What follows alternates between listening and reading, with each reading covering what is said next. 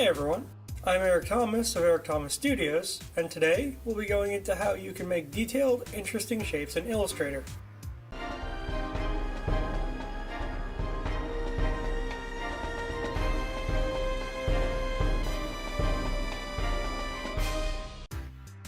So by default in Illustrator, we only really have basic shapes to work with. Squares, circles, stars, and polygons. These things are not exactly the best when you're trying to work up a really detailed, complex illustration. You can get better designs with the pen tool, which I've done a whole video on, but even then, you're going to probably run into a bit of an issue. Even with the pen tool, you're always going to have the limit that you're making a complete shape. What that means is that you can't, for one example, make a window frame where content in lower layers would be visible. This is where the idea of compound shapes or paths comes in. A compound path is, boiled down, two or more shapes that were combined in some way. This can be for transparency with cutting shapes out of shapes, or it can be used to quickly build up very complicated shapes with much simpler ones put together.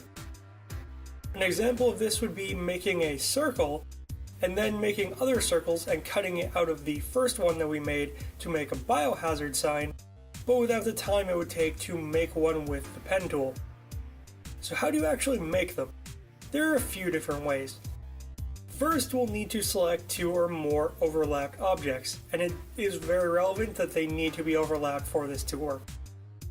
With our selection, head up to the Object menu at the top of the program, and way down under the Compound Path submenu, click Make, or type Command or Control 8. This combines your objects together. Specifically, it will make it so any areas that overlapped will be cut out, while the rest of the shape becomes one solid thing you can move around and manipulate at once. So, because I just left these shapes at their default colors, you might not think there's a difference here. When I switch the fill and stroke of the shapes though, you can see that these shapes are all now just one shape with holes where they used to overlap. We can also release this shape so they return to how they were before by going back up under that menu and clicking Release, or typing Command Option Shift 8 on a Mac or Control Alt Shift 8 on a PC. Switching the colors again, I now have these starting shapes again. And this is just one way to do this. We also have a whole list of other options for us to use here. To get to them, go back up to the Window menu at the top and find the Pathfinder. Or type Command or Control Shift F9. The Pathfinder is a collection of different ways you can make a shape into a compound path. Starting on the top left, the gray icon that looks kind of like stairs is the Unite shape mode. Clicking this with more than one shape selected will make all the shapes into a single shape with only one fill and stroke color across them all.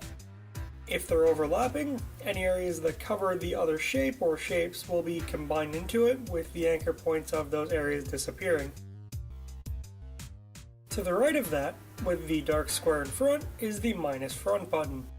This will remove anything you've selected that's higher in the Layers panel from the lowest shape in your selection. So say you have three overlapping shapes, select them all and then hit the minus front button. The first and second shapes you made will be removed from the third, which is the top of your layer stack. Next to that is the Intersect tool.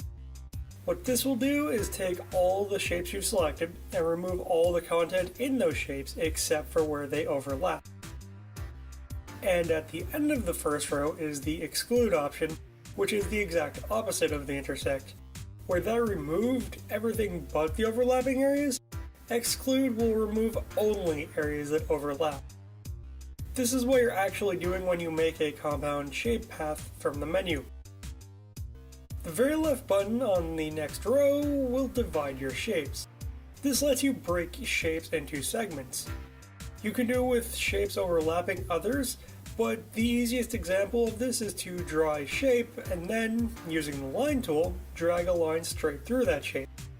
Select both and divide it, and your first shape will now be two shapes.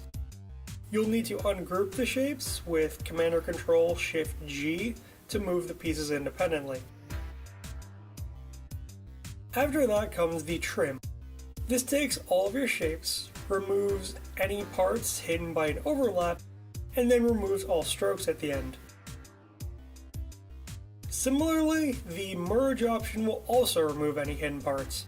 Unlike the trim though, this will do a unite combination on any shapes of the same color fill, making them into a single shape wherever they previously overlapped.